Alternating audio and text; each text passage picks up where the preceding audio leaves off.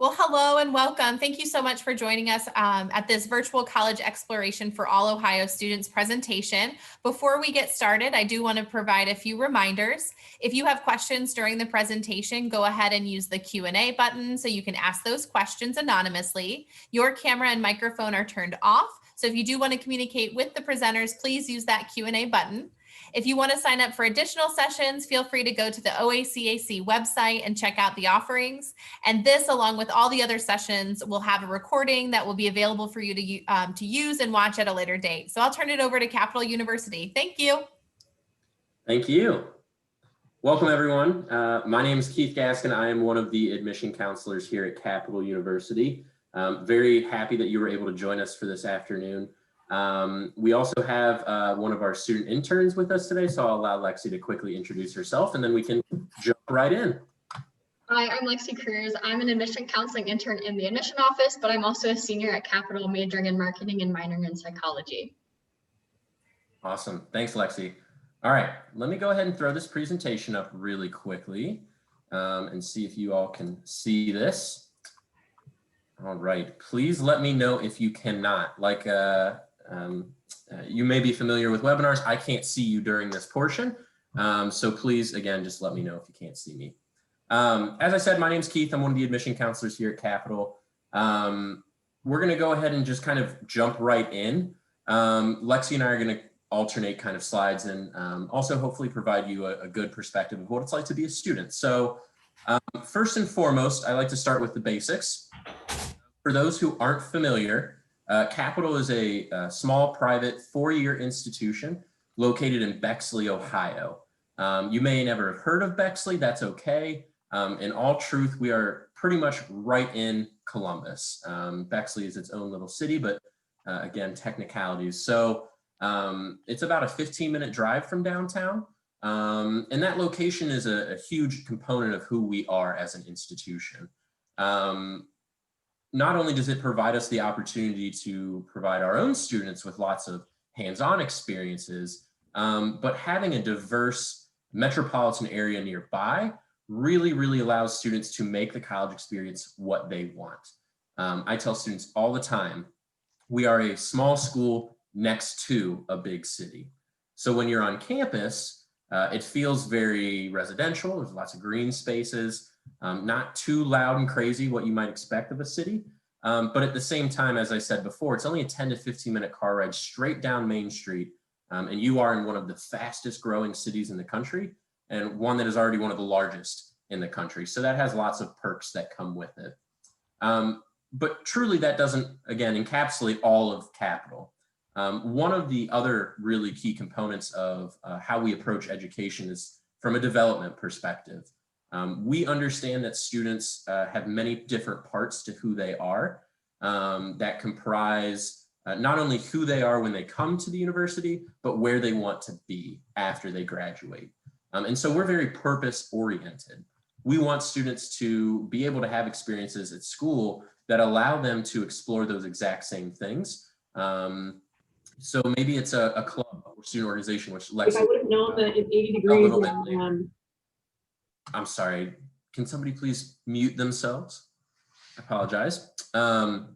So maybe it's through a club or student org, which Lexi will talk about in a moment. But even in the classroom, lots of opportunities there as well. Again, to get your hands dirty and explore some areas of interest that you may never have had the opportunity to explore before. Finally, the last thing that's really unique about Capital is truly just how much we're able to commit to students in their development. Because we're a smaller institution, that means that our class sizes are going to be smaller, and our faculty's main focus is on educating, right? We, of course, do research, both faculty and students, but when somebody comes to Capital to teach, they're here to teach first and foremost. So we really do pride ourselves on our ability to kind of provide a customized education in a way. So all of those factors, the location, the size, our mission in developing students, they all create an atmosphere in which students really do thrive. And not only that, but are successful after graduating from college. So that's kind of Capital in a nutshell. We'll of course delve into some of these a little bit more deeply. But at this point, I'm actually going to turn it over to Lexi, and she's going to talk a little bit about the academic programs. Yeah, so diving a little bit into academics, Keith, I don't know if you wanted to share your screen yet, but we can't Is see it it not yet. sharing? No. Oh, I'm so sorry. No It's problem. showing on my end. 1 second, I apologize. I'll talk while he's figuring out the presentation, but Capital has a lot of different interests that you can pursue. In fact, we have over 60 majors and 50 minors, which is a lot. And that makes it, kind of what do I pursue when I come into college? But Capital makes it really simple to kind of customize and combine a lot of different interests that you may have. So for instance, I'm a marketing major with a psychology minor. You can be anything. You can come, like the interests don't even have to like coincide with each other. You can pursue business, art, music, and a combination of everything. And Capital makes it easy and flexible to do that. Majority of students on campus actually do have more than one interest happening. So they either have 2 majors, a major and a minor, a major and 2 minors. There's a lot of different combinations. At one point, I was a major and 2 minors. So there's a lot of different things you can do at Capital. You don't have to choose only one thing. Signature learning. So Capital is a liberal arts university, which means we have 12 signature learning courses that all students are required to take. These are classes like global awareness, ethics, oral communication, cultural pluralism, humanities. They're classes that aren't really related to your major. Kind of, not really, but they build employable skills. And in fact, when you look at industry trends right now, employers out there are looking for students with this liberal arts education and these employable skills. They know that you have taken classes that range outside of just business or art or music, and you have those skills to apply into different areas in their business. So you shouldn't dread these classes. There's actually something to look forward to because you know you are building these skills that are being looked for. Going for opt-open. So we also call this undeclared major.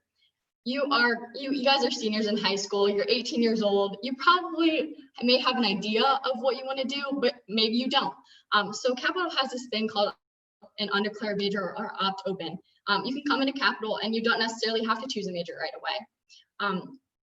And that's totally okay. Like I was a sophomore before I knew what I wanted to do, and you don't have to choose right away.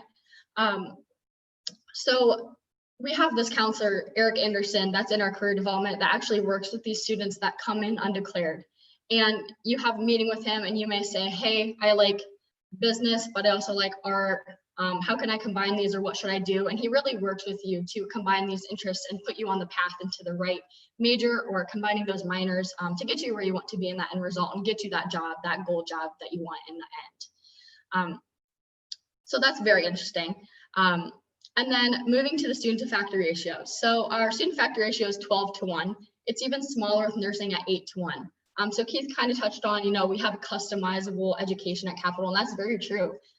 With these small class sizes of, maybe even 12 students to 1 professor, you really get to know your professors and your classmates on a different level. Capital really prides itself on this personalized education that we have. The small class sizes means that you will have an opportunity to know your professor and know your classmates and not just feel like a number in a classroom. That's one big thing that I needed when I came to college. I knew that I didn't want to just be a number in a classroom. I didn't want to be afraid to ask a question like way in the back where they can barely see your hand. I wanted to be known and seen in the classroom. And Capital, with their small class sizes, the average class size of 20, does allow you to be seen and heard inside and outside the classrooms. Another thing I'd like to talk about is our advisor system that we have, which is kind of unique at Capital, and it touches on that personalized education as well. So as soon as you come to Capital, you get assigned an advisor, and your advisor is a professor that is based in your major. So you're probably going to have them in classes as an actual professor, but you're required to meet with these advisors before you register for classes for the next semester. And usually you go in there for a little bit, talk about, hey, what classes do I have to take to graduate on time? They put you on the right path to do that. But they also have a lot of other good things that you can talk about in those meetings. So for instance, being located in Columbus, they have so many networking, so many relationships, so many connections that you can go in there and say, hey, I'm looking for an internship, or hey, I'm looking for a job. Do you have anything for me? And I've done this every single time I've gone to a meeting, and I've gotten 3 internships from actually meeting with my professor just by asking that simple question. They say, oh, I know you'd be really good at this. Let me send you my resume to my connections. And it's just as simple as that. Oftentimes you get to know your professor on such a personal level that I even go in there and cry on my professor's shoulder sometimes, just because they can talk about personal life and they remember you and what you're going through in that time. So they're not just there as academics only, they're also there for you in your personal life as well. Another thing I want to talk about in this slide is the student organizations that we have on campus. We have over 100 of them, and that's a lot. And on top of this, if there's a group that is not on campus and you might be interested in forming a group, all it takes is 9 other students and a faculty member, and you can make any group that you want on campus. These groups range from professional to social to just very interesting, like niche ones as well. We have Greek life. We also have professional, like certain major groups that you can join. We also have interesting ones like yarn club or ukulele club, or we used to have one called the watch paint dry club. They would just go and paint something and watch it dry. So really you can do anything you want and have these student organizations on top of your academic experience at Capital. Awesome, thank you, Lexi. The other thing I would like to add, and this is honestly a good segue into some of this content on the next slide, is just that student involvement is a huge piece of Capital, right? So Lexi outlined the ways that students can get involved through student organizations, but studies have shown that students who are involved in their campus community are much more likely to graduate on time, have higher GPAs, higher success rate when applying to graduate schools, all these sorts of things. So Capital, we have an Office of Student and Community Engagement, and they provide programming throughout the year for all students. So while those student organizations are an excellent opportunity, maybe you're an introvert like myself, and prefer not those interactive settings, there's other programming throughout the year for students, free of charge, and for everybody. So just wanted to add that. Hopefully you all can see on this slide, it's just some fast facts. I like these because I think they not only provide an idea of who's at Capital, but again, our mission and what we're here for, right? So I'm gonna go through each one very quickly. The first one is our retention rate. It's 78%, which is slightly above average for institutions of our size and profile. So while there is certainly 20% of students who may not return, the other thing to remember is that that number includes students who maybe take a semester off or things like that. So we're pretty good at keeping students around. 67% of our classes have fewer than 20 students, and as Lexi attested in her own personal experience, very rare that you'll ever be in a setting where you don't know your professor, let alone your fellow classmates, because if you're in the same major, you're likely going to be taking the same classes all 4 years together. So there will be a lot of familiarity there as well. It's very helpful for a learning environment to be comfortable with who's around you. You may not expect this, but student athletes and athletics is a very large portion of Capital's fabric. 1 in 5 of our students are athletes. So if you think about that, especially in the context of our average class size, there are a lot of students at Capital who know what it's like to have to juggle the responsibilities of academics along with athletics, right? The thing that I really like about this is is the fact that I think it speaks to how well equipped we are to support students in general, right? If you think about how much a student athlete has on their plate in a given semester or year, it's not just their coaches that need to be aware of that, right? It's their classmates, it's their professors, their advisors, everybody. And the fact that we have so many students who do go through athletics and are still supported and retain at such a high rate, again, I think speaks to the level of support services that we're able to provide our students. These next 2 statistics are very near and dear to my heart. I'm very passionate about college access. So 34% of students are the first in their family to go to college. This is big. Again, studies have shown the impact that a college degree can have, not just on an individual, but also a whole generation of a family. In terms of earning potential, all these sorts of socioeconomic factors. And so a lot of students think that, oh, Capital, private school, super expensive, nobody can afford to go there except for, the monopoly guy. And so the thing is, though, is that if you look at the socioeconomic status of majority of first generation college students, you'd think that they wouldn't be able to afford a school like us, yet 1 in 3 of our students are the first in their family to go to college. So we'll talk about financial aid in a moment. But again, I think this just kind of speaks to our ability to support students. 26% of students are students of color. We'd love for this number to be higher. Thankfully, there are a lot of ways for students to get involved across campus. While we want representation across the board, we can't control who comes to Capitol. But what I will say is that we're very devoted to providing experiences that are diverse in general for all students. We have an Office of Diversity and Inclusion. We have various student organizations, programming throughout the year. I know, for example, MLK Day, we do a day of service and learning, and the whole campus community is involved. So we essentially shut everything down that day on campus, and everybody's involved in workshops and things of that nature. So again, we'd love to see this number be higher, but it is pretty average for institutions of our size and profile. Finally, this last one I think is very telling. In my experience, a lot of students are viewing college as a transactional experience, which is totally fine, right? The idea that I'm investing in something, so I want to make sure that I'm getting something out of it. I think this statistic says that we have a lot to give. Essentially, 95% of our students are doing exactly what they want to do within 6 months of graduating. That could be grad school, that could be employment, that could be sitting on mom and dad's couch at home, who knows? Point is, we're not here just to whip students through the door and collect a check. We are truly devoted to helping students reach their goals during college and after, and we have the ability to do that consistently. So that one I think is very telling. All right, so we also have some financial aid. I'm going to go over this kind of quickly, not because it's not an important conversation, but because we could truly talk for days about this. So I just want to make sure that you guys kind of get the basics and understand how Capitol awards its aid. So as I said before, a lot of students are turned away by the fact that we have a pretty decent sticker price, right? But I use that phrase intentionally, sticker price, because nobody who comes to Capitol actually pays the amount that you see on our website, right? In fact, when you take into account the average scholarship amount that a student receives, we typically shake out to about the same as a state institution in terms of what students can expect to pay out of pocket. So while I don't mean to say that that's not a significant chunk of change, again, sticker price is very different than what students actually pay. One of the ways that we make that affordable right off the bat is by through our presidential scholarships. So the presidential scholarship is a merit-based award that is given to every student who comes to Capitol, and I mean every single student, and it ranges from $14,000 to $26,000. Not this current group of first years, but last year's first years, they actually averaged $24,000.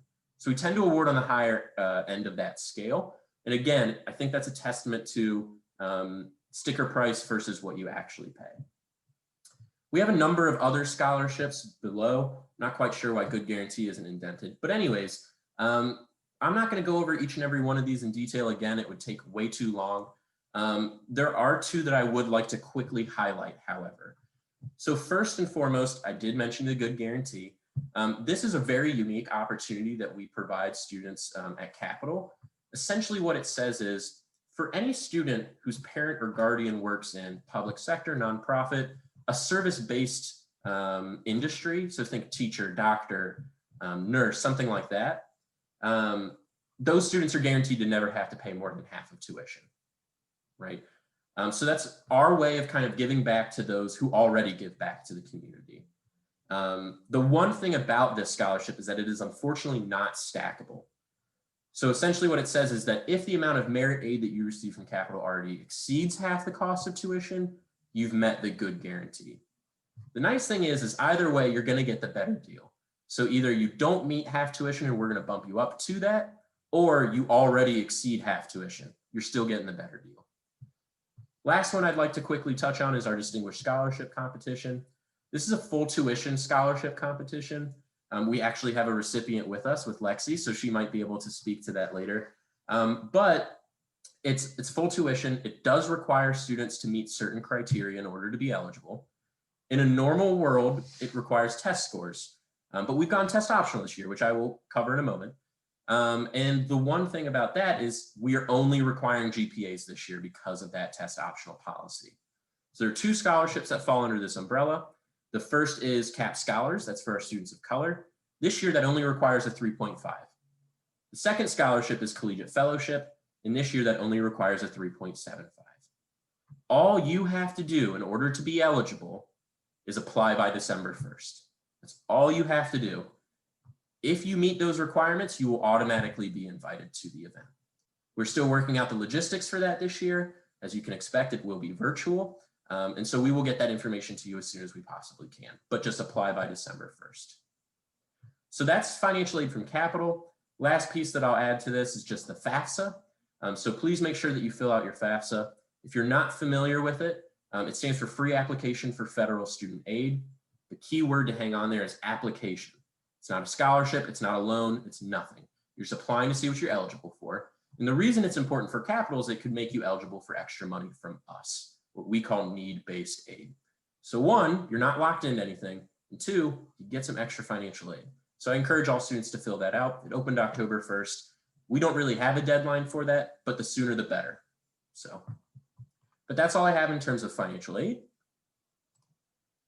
Next, we can talk about the application process. So the one really cool thing about our application is that it doubles as all of our scholarship applications. So there's no extra paperwork that any of you have to do to be eligible for all of our money. You just have to apply by December 1st, like I said before. It's a very easy process at applying. So our application's free, whether it's through our website or the CommNet, we don't have a preference. The one difference comes in terms of if you apply test preferred or test optional. So regardless of which one you choose, you'll still need to send us a transcript, okay? That has to come directly from your guidance counselor, cannot be self-reported, but that can be emailed, it can be sent through Naviance, whatever your school uses, that's not too difficult. Where it gets different is in what you would submit beyond the transcript. So if you go test preferred, obviously you just send us test scores, nice and easy. Those have to be official, so they either need to come directly from ACT or SAT or be included as part of an official transcript, right? So on that transcript, it's got your test date, your test scores, all that. That is also, or can be counted as official. If you go test preferred, we will require some supplemental information. Thankfully, however, we get that to you. What I mean is after every student applies to Capital, we create them a custom portal. In that portal, it will detail what your next steps are, what your missing materials might be, so forth. So if you go test optional, you'd simply indicate that on your application, still send us your transcript, but then check your student portal just to see if there's anything else that we need from you. But that's the application process. We do have specific requirements outside of most majors for conservatory music and our nursing program. So the one really important thing about our nursing program is that they cannot be considered under test optional. They're a direct admit program, which means that they have certain requirements that they need to meet in order to maintain their accreditation, and therefore they cannot be considered under test optional. In fact, it would take several years for that to change. So even if we wanted to, we couldn't this year. The conservatory, I believe you can apply test optional. The big thing with the conservatory is that you have to audition. So whether that's on your instrument, your vocals, perhaps you are going for composition, so you would compose a piece and bring that. So there are different requirements for that as well. But that's the application process. I'll reiterate one last time that you would need to apply by December 1st in order to be eligible for the best scholarships, namely the full tuition award.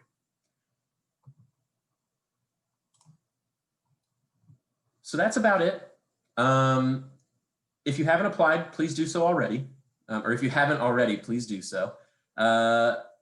Complete the FAFSA. It's also an important step, again, if you haven't done so already. We are having visits currently. We have a number of options. In fact, if you don't mind, Lexi, I'll turn this over to you since you are much more involved in these in some way than I am. Oh, looks like Lexi might have frozen. Okay, I hope I didn't freeze for everybody. I'll go ahead and describe some of these and hopefully Lexi is able to rejoin us and hopefully I'm not the one lagging. So we have a number of visit options. We have both in-person and virtual. For the virtual options, it's pretty flexible. We offer them multiple times throughout the day. We would give you a Zoom link. You would have a counselor conversation to start, so 30 minutes with either myself or one of my colleagues. And then we would give you kind of like a student panel / virtual tour. And it is both. So we have like a recording essentially of campus, and one of our tour guides would walk you through that. But then there would also be time at the end to talk to those students, because I reckon that many high school students would much rather hear from those who are at the university than a boring adult such as myself. So that's a really great opportunity. If you want to come in person, if you're able to, we do offer in-person visits right now. They are limited, as you might expect. So we offer them 5 days a week at 9 a.m., 11 a.m., 1 p.m., and 3 p.m. They do consist of a 30-minute counselor conversation, similar to what you would receive in a virtual setting. But the main difference is that you would get an in-person campus tour. There are some places on campus that we unfortunately don't have access to right now due to COVID restrictions, like residence halls. But we would whatever we wouldn't be able to show you in person, we would have some sort of virtual supplement for that. So we have options. It's truly whatever you prefer. But I encourage each and every student, regardless of what schools they're looking at, to try and step foot on campus if they can, because each school has a different vibe, a different feeling, and oftentimes it's very difficult to know what that is unless you step foot on campus. I can talk till I'm blue in the face about why Capital is great, but more often than not, you want to take your own word for it. So I would highly encourage you all to try to set up some sort of virtual appointment if possible. Perfect. So that's all I was planning on covering. Hopefully you all have a really good feel for Capital. I've included my contact information up on the screen should you have questions, but know that you can always access this information, whether it be my personal information, one of my colleagues' personal information, or our general office information on our website, which is capital.edu. So that's all I had to cover. Looks like we got Lexi back, which is fantastic. I know that we've been, as a university, having some connectivity issues today, so we apologize for that. But I would now like to open up the floor for Q&A. So I'm going to go ahead and stop sharing my screen. And as I said before, open up to any questions you might have. You do have a student here, so this is a great time to get the real scoop.